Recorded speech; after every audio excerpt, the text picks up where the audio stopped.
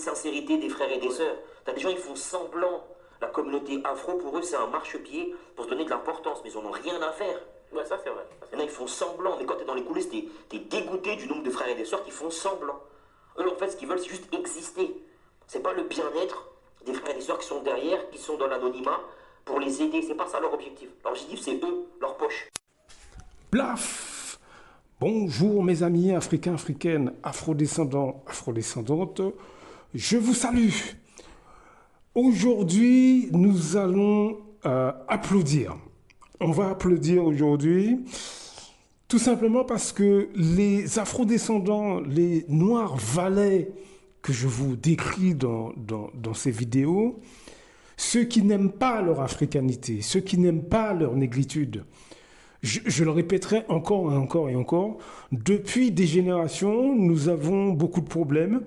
En tant qu'afrodescendants, en tant qu'Africains, peu importe le pays où vous êtes, hein, peu importe la diaspora où vous êtes, le problème c'est que nous avons une catégorie de nos semblables qui nous vendent.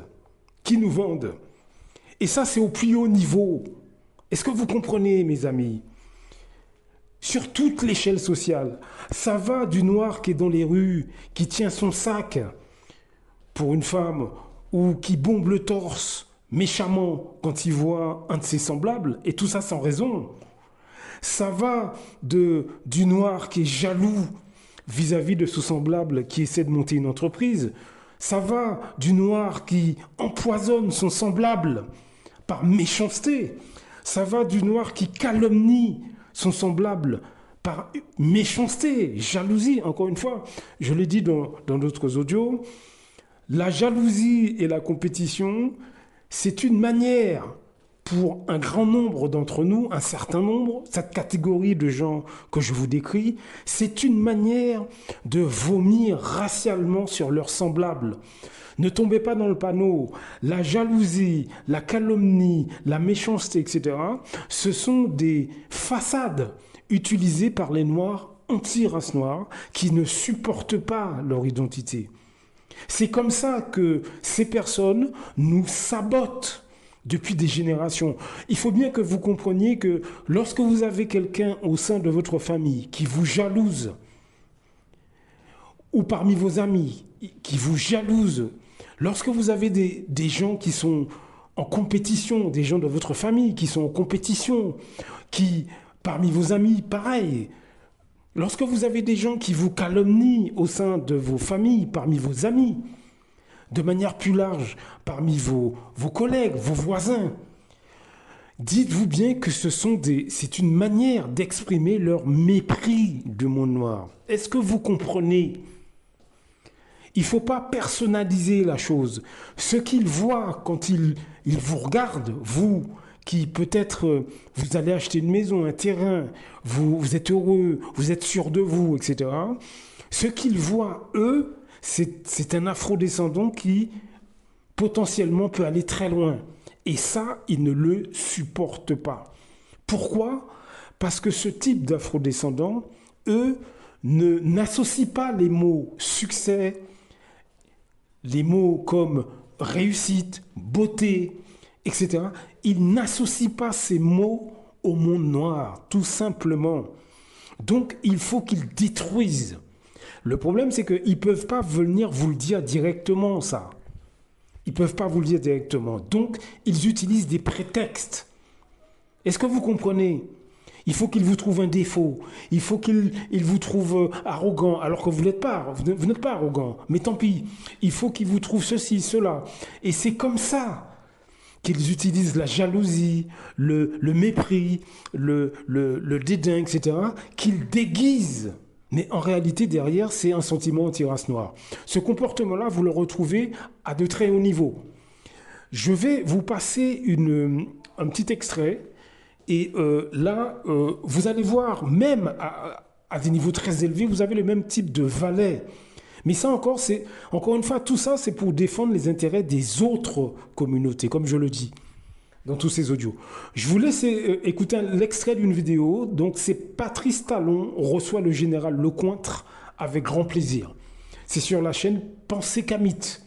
Écoutez, on en parle juste après. L'information est sortie il y a 2 jours. Et plus on fait des théories sur la participation active, très active même, des dirigeants du Bénin et de la Côte d'Ivoire dans la guerre contre l'Afrique, plus ça se confirme, malheureusement. C'est aberrant de voir une telle désolidarisation de ces personnes-là à l'égard du combat que nous menons, à l'égard du combat de leur propre peuple. Patrice Talon, président du Bénin, a accueilli le général français appelé François Lecointre. Vous allez lire sur ce compte X que le laquais de Macron en Afrique francophone, le béninois, Patrice Talon, reçoit en grande pompe le général français François Lecointre, qui a préconisé calmement la recolonisation militaire de l'Afrique il y a 2 mois. Comme vous pouvez le voir, il y a le sourire. C'est à peine même s'il ne va pas directement courber la colonne vertébrale pour dire je vous accueille au grand maître monarque que j'attendais depuis si longtemps.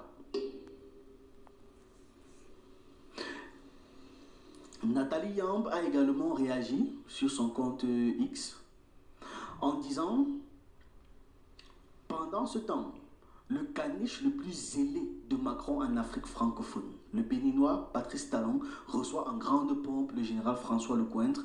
Vous savez, celui qui a préconisé calmement la recolonisation militaire de l'Afrique il y a 2 mois. Regardez comme c'est laid. Pour ceux qui ne comprennent pas de quoi il s'agit, je vais un peu vous rappeler le contexte, ou même si vous connaissez de quoi il s'agit, parce que vous devez comprendre à quel point ce truc est grave. Le 14 avril 2024, le 14 avril 2024 est publiée cette vidéo. C'est sur la chaîne YouTube Le Figaro et c'est une interview qui a pour titre Sahel, Russie, Ukraine. Le général François Lecointre se confie. Et pour des confessions, il en a fait. Puisqu'il a avoué en public et devant tout le monde que l'Europe dépend intégralement de l'Afrique. Et il a expliqué que la perte de l'influence de l'Europe sur le continent africain serait fatale pour eux. Donc, c'est pas ça le plus important, c'est ce qui suit. Donc, ils se doivent de recoloniser l'Afrique. C'est ce qui est dit dans cette interview. Nous avons travaillé à essayer de mettre en évidence ces intérêts communs européens. Ce qui est notre destin commun à nous, Européens, c'est la Méditerranée et l'Afrique, où notre destin se joue. Et donc nous avons en permanence essayé, nous Français, d'entraîner les Européens dans cette prise de conscience de la nécessité d'agir collectivement en Afrique et en Méditerranée. Je pense que cet intérêt commun-là devrait un jour faire que l'Europe se décidera à agir comme une entité politique qui ira défendre elle-même ses intérêts, y compris par le moyen d'engagement de ses armées. Ce message a été pris très au sérieux. C'était officiel. Cette façon de dire, c'est pas un jeu. Et donc, quelques jours après, le Burkina Faso, un des pays qui travaille activement à sortir par tous les moyens nécessaires de l'influence occidentale et prendre son destin en main parce qu'il veut sortir de l'influence de qui que ce soit, le Burkina Faso a donc officiellement fait une déclaration expliquant qu'ils sont en train d'organiser des sessions d'entraînement militaire pour la guerre de haute intensité, en réponse donc au général français. C'est à vous, chefs, officiers militaires, prenez ça en compte. Commencez à vous préparer pour la guerre de haute intensité. J'espère que je me fais comprendre. Ce n'est pas uniquement du terrorisme. Ouvrez l'œil. C'est beaucoup plus que ça. C'est une guerre de décolonisation. Et vous avez dû entendre ces derniers jours certains généraux ailleurs qui ont fait comprendre que s'il faille qu'ils viennent avec leurs armées nous recoloniser, il faut qu'ils viennent. Eh bien, préparez-vous à la guerre de haute intensité. Soit ils viendront eux-mêmes, soit ils passeront par leurs valets locaux qui sont ici pour essayer de troubler notre quiétude. Donc, quiconque, je dis bien quiconque, que ce soit le terrorisme ou toute autre armée qui doit venir troubler notre quiétude, nous devons nous préparer à les accueillir sur de long terme et intensement. Voilà pourquoi je vous dis, préparez-vous à la guerre de haute intensité. Ça a été pris très au sérieux.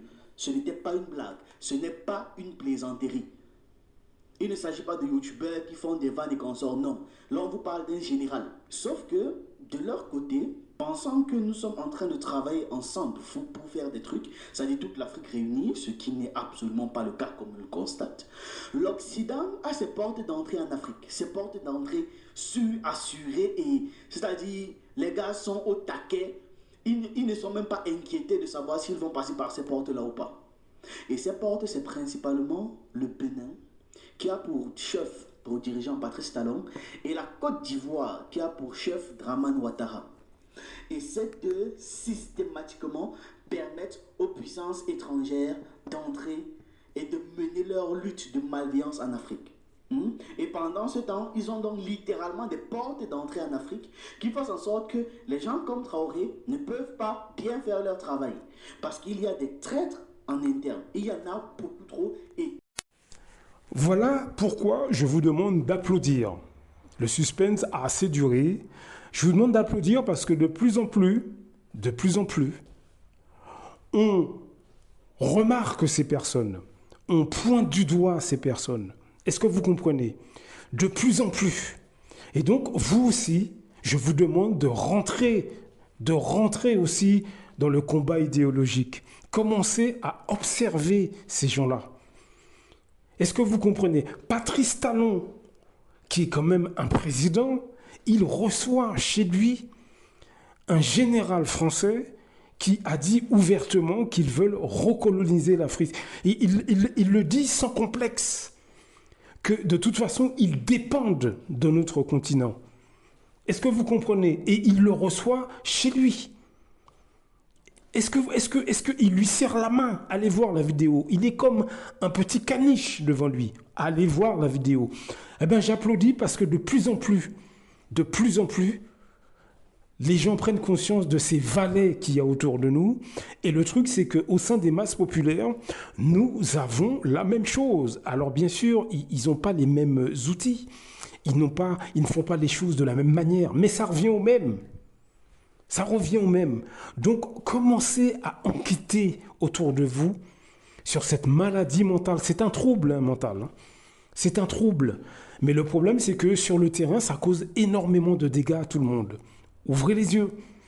Ouvrez les yeux. Nous sommes face à des malades. Nous sommes face à des cinglés. Ouvrez les yeux. Commencez à enquêter parmi vos amis, vos familles. Commencez à en parler. Sur toute l'échelle sociale, nous devons pointer du doigt ces gens et les considérer comme des malades. Ce n'est pas de l'ironie, ce que je dis. Hein. On doit les traiter comme des malades. Des gens qui ne sont pas bien de leur tête. Encore une fois, je les cite souvent, mais allez écouter le travail de Madame Eugénie Dossa-Kenom. Ou bien allez écouter l'émission d'Aberlinda Lopez. Allez écouter sur la chaîne Black Spirit. Allez écoutez ce qu'elle dit. C'est une psychologue. Madame Eugénie Dossa-Kenom est psychiatre, je crois. Allez écouter. Nous avons des gens qui sont malades. Patrice Talon est un malade. C'est un malade. Et nous avons les mêmes, que ce soit dans nos pays d'origine, en France et dans tous les pays d'Europe. Cette communauté de cinglés, elle est internationale. C'est une catégorie de gens parmi nous. Ouvrez les yeux et enquêtez. Blaf! À très bientôt. Beaucoup d'Africains se lèvent contre des autres Africains. C'est généralement à travers la corruption. L'Europe, l'Occident le sait. La meilleure façon de faire tomber un Africain qui se lève pour les intérêts des Africains, il faut aller corrompre ses amis ou ses compatriotes. C'est comme ça, c'est toujours à cause de l'argent. Celui qui a fait tomber son car, il a fait pourquoi? C'est parce qu'il voulait être son car à la place de son car.